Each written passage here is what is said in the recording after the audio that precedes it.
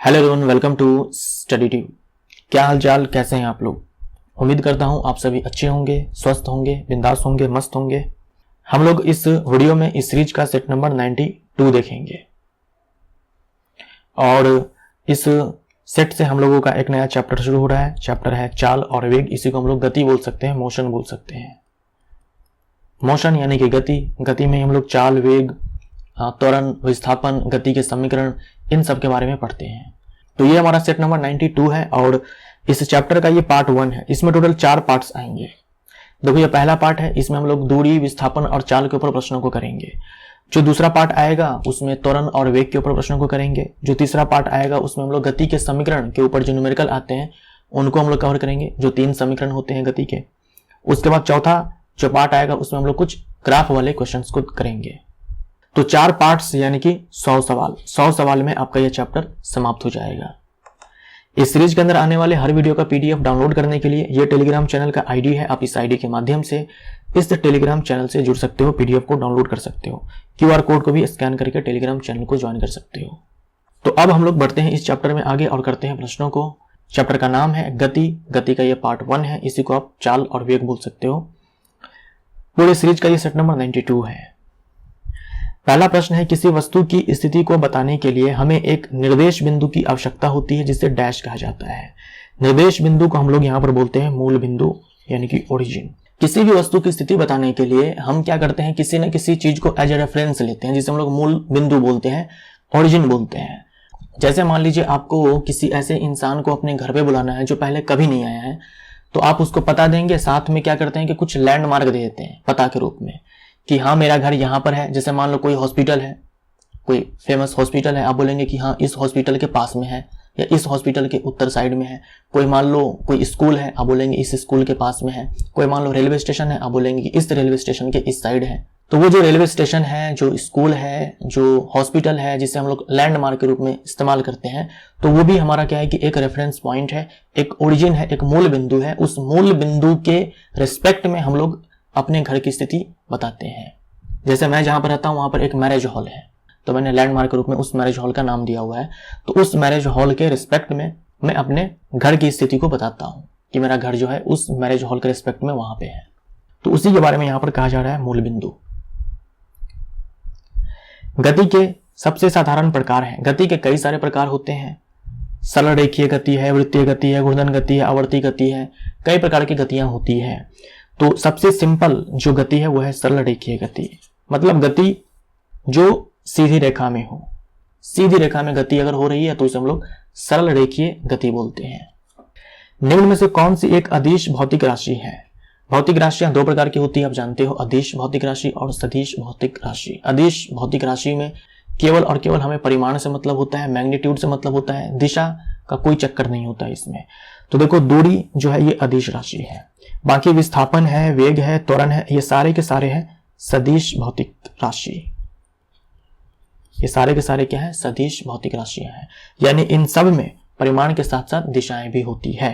जबकि जो अदिश राशियां होती है उनमें हम केवल और केवल परिमाण की बात करते हैं, दिशा का कोई वहां पर लोचा नहीं होता है। वस्तु की प्रारंभिक व अंतिम स्थिति के बीच के न्यूनतम दूरी को वस्तु का डैश कहते हैं। वस्तु की प्रारंभिक व अंतिम स्थिति के बीच के न्यूनतम दूरी को वस्तु का डैश कहते हैं। जैसे मान लीजिए कोई वस्तु है जो पहले ए पर था, उसके बाद क्या हुआ कि वो वस्तु बी पर चला गया। अब देखो, बी पर जाने के इस कोई जो वस्तु है उसके पास कई सारे रास्ते हैं। जैसे मान लो एक रास्ता ये है, जब इस रास्ते से गया ना, मान लो ये पहला रास्ता है, इस रास्ते से गया तो इसको चलना पड़ा 10 किलोमीटर। अच्छा, एक दूसरा रास्ता है जो ऐसे जाती है, इधर से जाने पर मान लो 15 किलोमीटर चलना पड़ता है।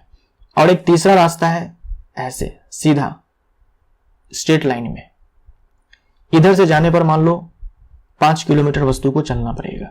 ये 10 किलोमीटर। अगर वस्तु इस रास्ते से जाए तो 10 किलोमीटर चलना होगा, अगर वस्तु इस रास्ते से जाए तो 5 किलोमीटर चलना होगा, अगर वस्तु इस रास्ते से जाए तो 15 किलोमीटर चलना होगा। और मैं ये भी कह रहा हूं कि ये जो तीसरा वाला रास्ता है ये शॉर्टेस्ट डिस्टेंस है। ये क्या है कि शॉर्टेस्ट डिस्टेंस है, शॉर्टेस्ट डिस्टेंस है, यानी कि न्यूनतम दूरी है ए और बी के बीच, न्यूनतम दूरी है। तो देखिए, अगर इस रास्ते से जाए तो दूरी कहलाएगी 10 किलोमीटर, अगर इस रास्ते से जाए तो दूरी कहलाएगी 15 किलोमीटर, और अगर इस रास्ते से जाए तो दूरी कहलाएगी 5 किलोमीटर। यानी जो दूरी होती है वो उस पथ की लंबाई होती है, उस रास्ते की लंबाई होती है जिस पथ से होते हुए वस्तु एक बिंदु से दूसरे बिंदु तक जाती है। जबकि जो विस्थापन होता है वो दो बिंदु के बीच, जो अंतिम बिंदु और प्रारंभिक बिंदु है उनके बीच की न्यूनतम दूरी होती है। ए से बी तक जाने के ये 3 रास्ते हैं, ऐसे भी वस्तु जा सकती है, ऐसे भी जा सकती है, ऐसे भी जा सकती है, लेकिन मैंने आपसे कहा कि जो न्यूनतम दूरी है ए से बी के बीच में ये 5 किलोमीटर है, तो ये 5 किलोमीटर विस्थापन है। जबकि दूरी 10 किलोमीटर भी हम बोल सकते हैं, 5 किलोमीटर भी बोल सकते हैं, 15 किलोमीटर भी बोल सकते हैं, क्योंकि जाने के यहां पर 3 रास्ते हैं। तो अगर हम इस रास्ते से जाते हैं तो दूरी 10 किलोमीटर, इस रास्ते से जाते हैं तो 15 किलोमीटर, जबकि विस्थापन जो होगा हम उसी को बोलेंगे जो न्यूनतम दूरी होगी 5 किलोमीटर। किसी वस्तु का विस्थापन हो सकता है, विस्थापन एक सदिश राशि है, विस्थापन धनात्मक भी हो सकता है, ऋणात्मक भी हो सकता है, शून्य भी हो सकता है, उपयुक्त सभी। किसी वस्तु द्वारा तय की गई दूरी होती है हमेशा धनात्मक, हमेशा धनात्मक। निम्नलिखित में कौन सा विकल्प दूरी और विस्थापन के बीच सही संबंध को दर्शाता है? देखिए, दूरी बराबर विस्थापन, यह चीज पॉसिबल है जब वस्तु सीधी रेखा में जाए बिना दिशा बदलते हुए। अगर वस्तु जो है सीधी रेखा में जाए बिना दिशा बदलते हुए, जैसे मान लो ये ए है और बी है, ए से बी ऐसे स्ट्रेट लाइन में जाए, ऐसे स्ट्रेट लाइन में जाए, तो ऐसे में क्या होगा, जो दूरी वही विस्थापन। मान लो ये दूरी 5 किलोमीटर है, तो यहां पर हमारा क्या हो जाएगा कि डिस्टेंस बराबर डिस्प्लेसमेंट बराबर 5 किलोमीटर। लेकिन अगर ए से बी वस्तु जो है दिशा बदलते हुए जाए, एकदम स्ट्रेट लाइन में एक ही दिशा में ना जाए, दिशा बदलती हुई जाए, जरा सा भी कहीं पर दिशा वस्तु अगर बदलती है, जैसे मान लो ऐसे चली जाती है, जैसे मान लो ऐसे चली जाती है, जैसे मान लो ऐसे चली जाती है, तो बाकी सारे केस में अगर हम ये स्ट्रेट लाइन वाला केस छोड़ दे तो बाकी सारे केस में आपको क्या मिलेगा कि जो डिस्टेंस है वो बड़ा हो जाएगा डिस्प्लेसमेंट से। यानी कि इस रास्ते से जाए, इस रास्ते से जाए, इस रास्ते से जाए, जो मान है ना वो 5 किलोमीटर से ज्यादा आएगा।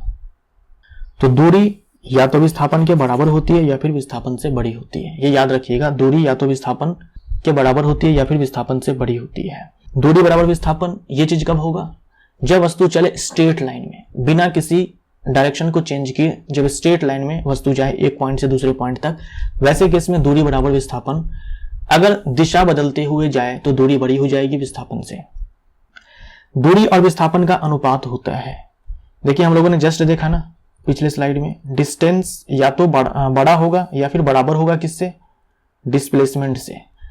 इसी को हम ऐसे लिख सकते हैं ना, डिस्टेंस बट्टे में displacement greater than equal to 1। 1 के बराबर होगा डिस्टेंस बट्टे में डिस्प्लेसमेंट, या तो 1 के बराबर होगा या फिर 1 से बड़ा होगा। ध्यान दीजिएगा, पूछा क्या है, दूरी और विस्थापन का अनुपात पूछा है। अगर यहीं पर मान ले कि आपसे पूछ दिया जाए डिस्प्लेसमेंट बट्टे में डिस्टेंस का रेशियो क्या होगा, तब हम लेस देन इक्वल टू 1 बोलेंगे। तो यहां पर दूरी बट्टे में विस्थापन पूछा है, दूरी बट्टे में विस्थापन तो ग्रेटर देन इक्वल टू 1, इकाई से बड़ा या इकाई के बराबर। डी हमारा आंसर हो जाएगा, इकाई यानी कि 1। जब एक वस्तु कुछ दूरी चलकर वापस अपने आरंभिक बिंदु पर लौट आती है तब, जैसे मान लीजिए पॉइंट ए है, पॉइंट बी है, ये पॉइंट ए से पॉइंट बी ऐसे जाती है और फिर पॉइंट बी से पॉइंट ए वापस लौट आती है।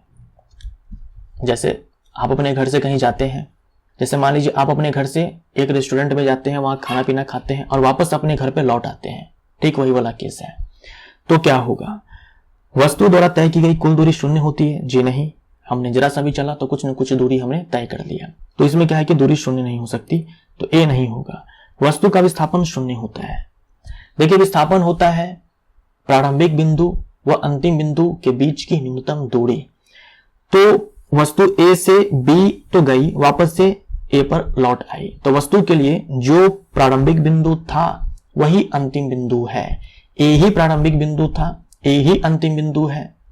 घर से हम लोग रेस्टोरेंट गए तो घर हमारा प्रारंभिक बिंदु, वापस हम लोग रेस्टोरेंट से अपने घर आ गए तो अंतिम बिंदु भी हमारा घर ही है। तो बिंदु ए से बिंदु ए की दूरी कितनी, 0।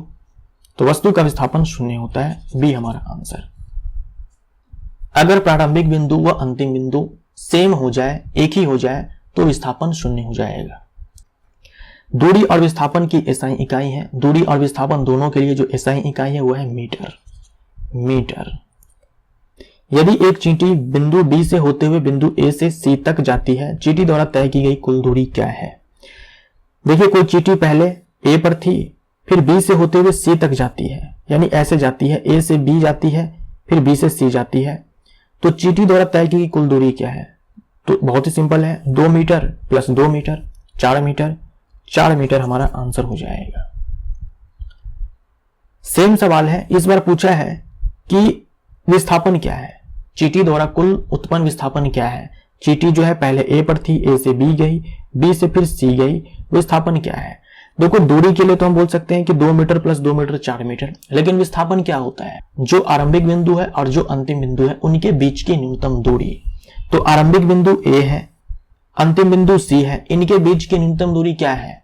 क्या ये 2 मीटर प्लस 2 मीटर 4 मीटर है? नहीं, इनके बीच की न्यूनतम दूरी ये है,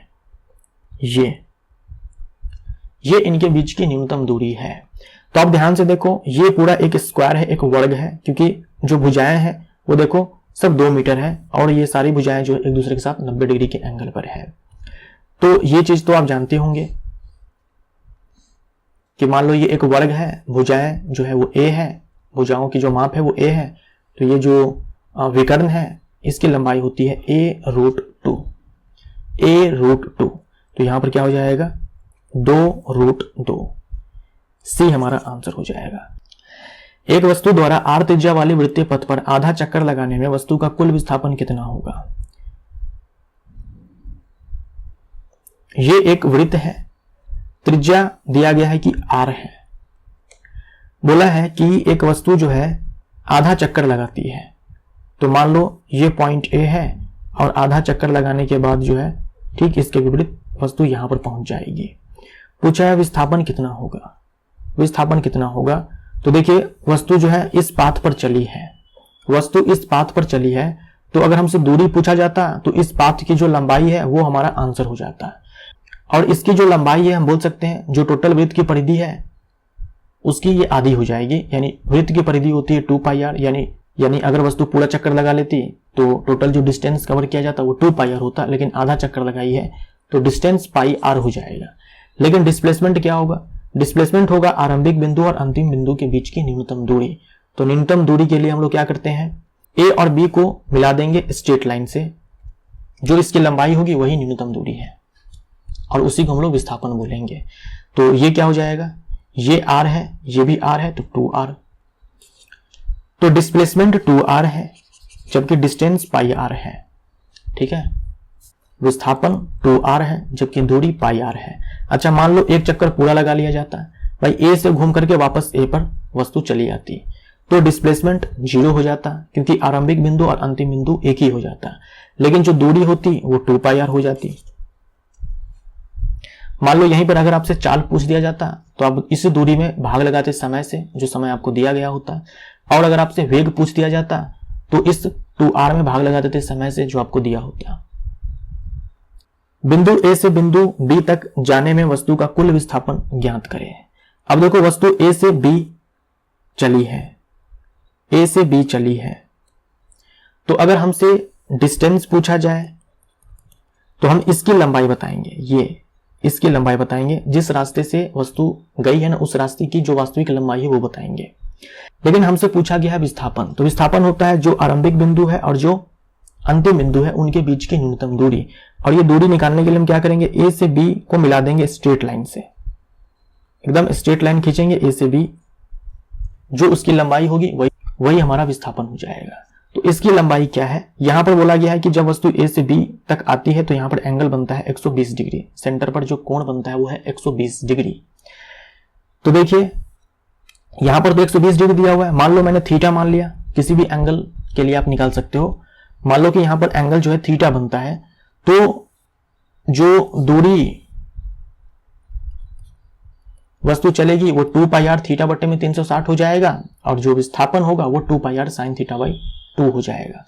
जैसे इस केस में देखो क्या हो जाएगा, अगर हमसे डिस्टेंस पूछा जाता तो हम बताते हैं 2 पाई आर इंटू में थीटा। थीटा हमारे पास इस केस में 120 है, बट्टे में 360 हो जाएगा, तो 12 तिहाई में 36 हो जाएगा, यानी कि 2/3 पाई आर, है ना। ये हमारा डिस्टेंस निकल करके आएगा। लेकिन हमसे डिस्प्लेसमेंट पूछा है, डिस्प्लेसमेंट पूछा है, तो ये हो जाएगा 2r, r जो है रेडियस है, 2r साइन 120 बट्टे में 2, तो ये 2r साइन 120 डिग्री बट्टे में 2 है, यानी कि साइन 60 डिग्री। तो 2r साइन 60 डिग्री होता है √3/2, 2 से 2 ये खत्म हो जाएगा, तो r√3 हमारा आंसर। अगर रेडियस मीटर में है तो हमारा आंसर मीटर में आएगा, अगर रेडियस सेंटीमीटर में है तो विस्थापन हमारा सेंटीमीटर में आएगा। ये हमारा आंसर हो जाएगा।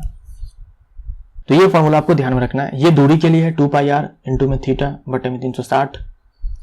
किसी वस्तु द्वारा एक वृत्त का पूरा चक्कर लगाने में वस्तु का कुल विस्थापन कितना होगा। जैसे मान लो ये पॉइंट ए है, आरंभिक बिंदु, मान लो ए आरंभिक बिंदु है, ए से वस्तु चक्कर लगाना शुरू करती है और ऐसे पूरा चक्कर लगा लेती है, मतलब वापस से ए पर चली जाती है। आरंभिक बिंदु ए, अंतिम बिंदु ए, विस्थापन 0, और डिस्टेंस कितना हो जाएगा 2 पाई आर। आर क्या है, जो रेडियस होगा वो।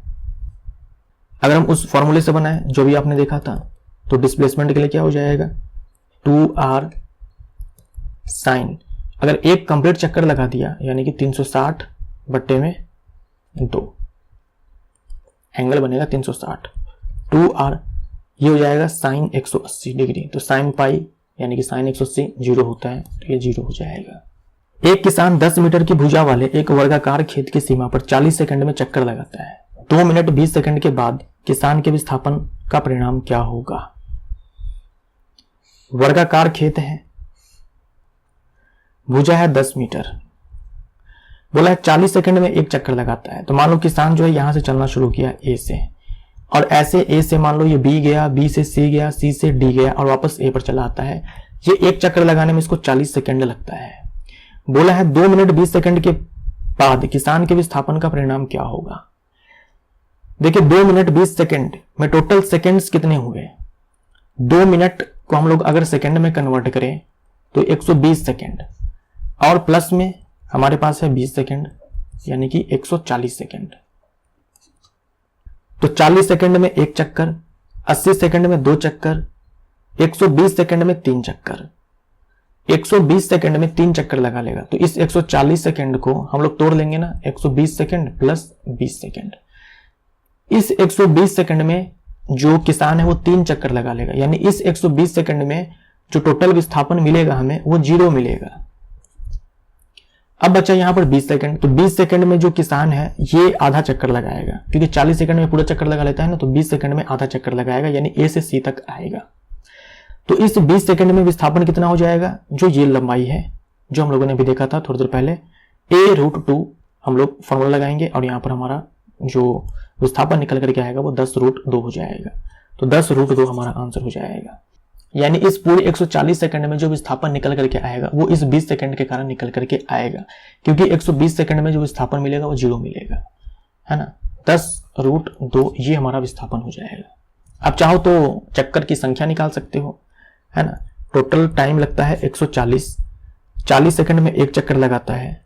तो यहाँ पर अगर आप इसको सॉल्व करेंगे ना, ये सेकंड से सेकंड खत्म हो जाएगा, 0 से 0 खत्म हो जाएगा, 14 बट्टे में 4, तो ये 3.5 आएगा, यानी कि 3.5 चक्कर। तो 3 चक्कर में डिस्प्लेसमेंट 0, आधा चक्कर में डिस्प्लेसमेंट 10√2। एक एथलीट वृत्तीय रास्ते जिसका व्यास 200 मीटर है का एक चक्कर 40 सेकंड में लगाता है। 2 मिनट 20 सेकंड के बाद वह कितनी दूरी तय करेगा, उसका विस्थापन क्या होगा। इस बार हमें वृत्त दिया हुआ है, वृत्त का व्यास 200 मीटर है, वृत्त का व्यास 200 मीटर है, यानी कि जो रेडियस है वो 100 मीटर है। इस बार भी देखो वही चीज है कि 40 सेकंड में एक चक्कर लगाता है, तो 2 मिनट 20 सेकंड के बाद वह कितनी दूरी तय करेगा और उसका विस्थापन क्या होगा। 2 मिनट 120 सेकंड यानी कि वही 140 सेकंड। हम लोगों ने अभी चक्कर निकाला था, चक्रों की संख्या कितनी थी 3.5। तो सबसे पहले हम लोग दूरी निकालते हैं, 3.5 चक्कर। देखो एक चक्कर में कितनी दूरी तय की जाएगी, एक चक्कर में दूरी तय की जाएगी 2 पाई आर। तो 3.5 चक्कर में कितनी, इसे हम लोग 3.5 से मल्टीप्लाई कर देंगे, ये हमारा डिस्टेंस निकल करके आएगा। तो ये 2 हो जाएगा। पाई को हम लिखेंगे 22/7, r जो है हमारा वो 100 है और गुने में ये 3.5 हो जाएगा। तो ये 7×5 = 35 हो जाएगा, 0.5, 22 दूनी में 44 और ये हो जाएगा हमारे पास कितना 50। तो 5 चौके में 20, 5 चौके में 20, 2 2200 मीटर ये डिस्टेंस है। अब आ जाओ डिस्प्लेसमेंट। तो 3 चक्कर पूरा लगेगा, तो एक पूरा चक्कर में डिस्प्लेसमेंट 0, दूसरा पूरा चक्कर में डिस्प्लेसमेंट 0, तीसरा पूरा चक्कर में डिस्प्लेसमेंट 0, उसके बाद बचेगा आधा चक्कर। तो आधा चक्कर में विस्थापन कितना हो जाएगा 2r हो जाएगा, यानी कि 200। 2r यानी कि जो व्यास है, व्यास कितना है 200 मीटर। तो ये हमारा आंसर हो जाएगा B, 2200 metre distance, 200 metre displacement. यदि एक वस्तु समान समय अंतराल में समान दूरी तय करती है तो उसकी गति को डैश कहा जाता है। समान समय अंतराल में समान दूरी, बहुत ही सिंपल डेफिनेशन है एक समान गति के लिए। समान समय अंतराल में समान दूरी, जैसे कि कोई वस्तु है जो हर 1 सेकंड में मान लो 10 मीटर दूरी तय करती है, हर 1 सेकंड में 10 मीटर दूरी तय करती है, तो एक समान गति है। जैसे मान लो कोई वस्तु है हर 2 सेकंड में 50 मीटर डिस्टेंस कवर करती है, हर 2 सेकंड में 50 सेकंड, तो वो एक समान गति है। अगर मान लो कोई वस्तु है जो पहले 2 सेकंड में 10 मीटर डिस्टेंस कवर करती है, अगले 2 सेकंड में मान लो 40 मीटर डिस्टेंस कवर करती है, अगले 2 सेकंड में मान लो 5 मीटर डिस्टेंस कवर करती है, यानी समान समय अंतराल में असमान दूरी तय करती है। समान समय अंतराल में असमान दूरी तय करती है तो उसे बोलेंगे असमान गति, लेकिन समान समय अंतराल में समान दूरी तय करती है तो हो जाएगा एक समान गति। निम्न में कौन सा असमान गति का उदाहरण है? हम अपने डे टू लाइफ में जो ज्यादातर गतियां देखते हैं वो असमान गति होती है। जैसे पार्क में दौड़ रहा एक व्यक्ति असमान गति से दौड़ता है। भीड़ वाली सड़क पर जा रही कार, अगर भीड़ ज्यादा है तो कार जो है धीमी हो जाएगी, अगर भीड़ कम है तो कार थोड़ा फास्ट हो जाएगी। तो इस प्रकार वो समान समय अंतराल में असमान दूरी तय करेगी। समान समय अंतराल में असमान दूरी चलने वाली कार, तो उपयुक्त सभी ये सारे जो एग्जांपल्स हैं वो हैं आपके असमान गति के। इकाई समय में तय की गई दूरी को क्या कहते हैं? इकाई समय में तय की गई दूरी को चाल कहते हैं। देखिए चाल बराबर होता है, जो चाल है वो बराबर होता है दूरी बटे में समय। चाल बराबर होता है दूरी बटे में समय। निम्न में असत्य विकल्प की पहचान करें। चाल एक अदिश राशि है जबकि वेग एक सदिश राशि है, ये सही है। चाल एक अदिश राशि है जबकि वेग एक सदिश राशि है। वेग एक निश्चित दिशा में वस्तु की चाल है। वेग एक निश्चित दिशा में चाल है। देखो चाल बराबर वेग भी हो सकता है, चाल बराबर वेग भी हो सकता है। अगर वस्तु मान लो स्ट्रेट लाइन में जा रही है, जैसे मान लो ये बिंदु ए है, बिंदु बी है, ए से बी वस्तु ऐसे स्ट्रेट लाइन में जाती है तो चाल बराबर वेग हो जाएगा। तो यही चीज कहा जा रहा है, एक निश्चित दिशा में वस्तु की जो चाल होती है उसी को हम लोग वेग बोलते हैं। लेकिन अगर ऐसे टेढ़ी मेढ़ी रास्ता पे जाए, दिशा बदलते हुए जाए, ऐसे केस में चाल बराबर वेग नहीं होगा। ऐसे केस में चाल बराबर वेग नहीं होगा, चाल जो है ज्यादा होगी, वेग जो है कम होगा। तो वेग एक निश्चित दिशा में वस्तु की चाल है। चाल और वेग का एसआई मात्रक मीटर पर सेकंड है। चाल और वेग दोनों के लिए जो एसआई मात्रक है वो है मीटर पर सेकंड। वस्तु की चाल हमेशा इसके वेग से बड़ी होती है, ये कहना गलत हो जाएगा। देखो चाल जो है ये या तो वेग से बड़ी होगी या फिर वेग के बराबर होगी। जैसे हम लोगों ने देखा जो दूरी होती है या तो विस्थापन से बड़ी होती है या फिर विस्थापन के बराबर होती है, वैसे ही जो चाल होती है वो या तो वेग से बड़ी होती है या फिर वेग के बराबर होती है। हमेशा वेग से बड़ी होगी ये कहना गलत हो जाएगा, तो ये हमारा आंसर हो जाएगा, सी भी सही है। अगर वस्तु मान लो इस रास्ते से जाती है, ऐसे केस में चाल जो है वो ज्यादा हमें प्राप्त होती है, वेग जो है कम मिलेगा। तय की गई दूरी बटे में कुल समय, ये क्या कहलाएगा? औसत चाल कहलाएगा। देखो औसत वेग भी कहला सकता है, जैसे हम लोगों ने अभी देखा पिछले स्लाइड में।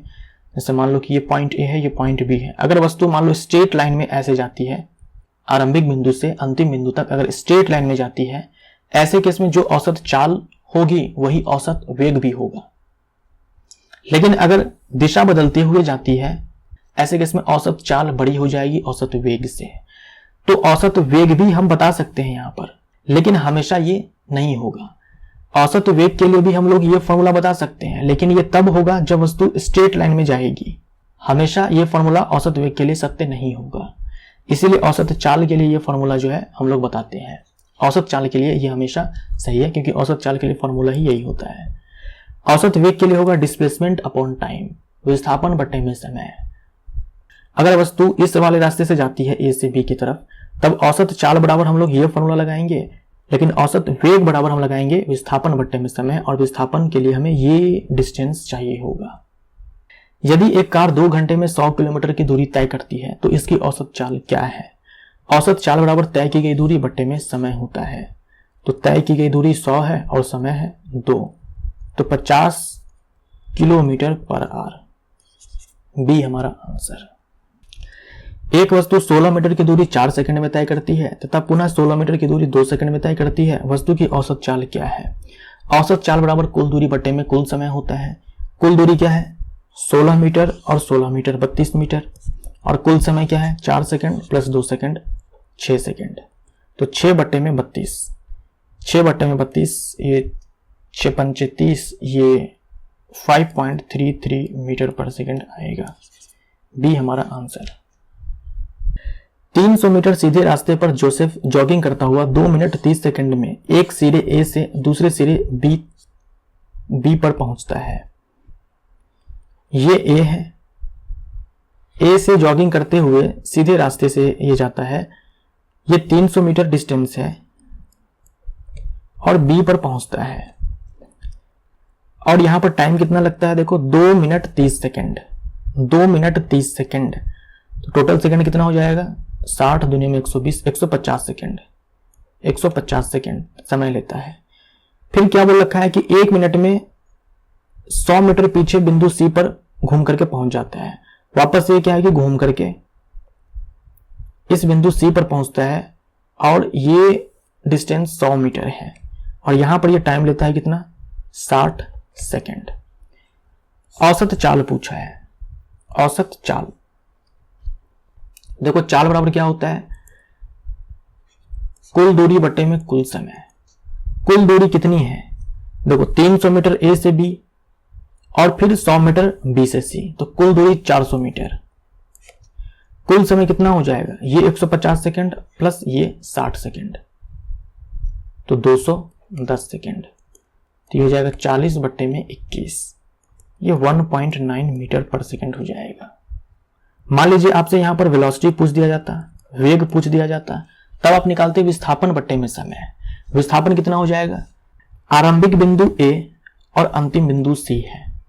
इस पूरे जर्नी का यही तो कहानी है। ए से बी गया, बी से फिर सी आ गया, तो आरंभिक बिंदु ए, अंतिम बिंदु सी। ए और सी के बीच न्यूनतम दूरी कितनी है? ये जो दूरी है, ये दूरी कितनी है? 200 मीटर है। टोटल ए से बी 300 मीटर है, बी से सी 100 मीटर है, तो सी से ही कितना? 200 मीटर है। तो यहां पर होता हमारा डिस्प्लेसमेंट अपॉन टाइम। डिस्प्लेसमेंट 200 और समय तो उतना ही लगेगा, 150 सेकंड प्लस 60 सेकंड यानी कि 210 सेकंड। तो यहां पर जो हमारा आंसर आएगा वो वेग हो जाएगा, क्योंकि यहां पर जो जोसेफ है इसने अपनी दिशा को बदला है। प्रारंभिक बिंदु से अंतिम बिंदु तक आने के लिए जोसेफ ने अपनी दिशा को बदला है, इसीलिए ये जो वेलोसिटी निकल करके आएगा वो कम मिलेगा आपको ये जो चाल है उससे, क्योंकि वेलोसिटी बराबर स्पीड है ना। चाल और वेग जो है आपस में बराबर तभी होंगे जब बिना दिशा में परिवर्तन किए एक बिंदु से दूसरे बिंदु तक गति होती है। जरा सा भी दिशा में परिवर्तन हुआ तो चाल जो है ज्यादा हो जाएगी वेग से। हमारा आंसर यहां पर ए हो जाएगा। तो यहां पर हमारा इस चैप्टर का पार्ट 1 समाप्त होता है। मिलते हैं कल अगले पार्ट में। Thank you so much.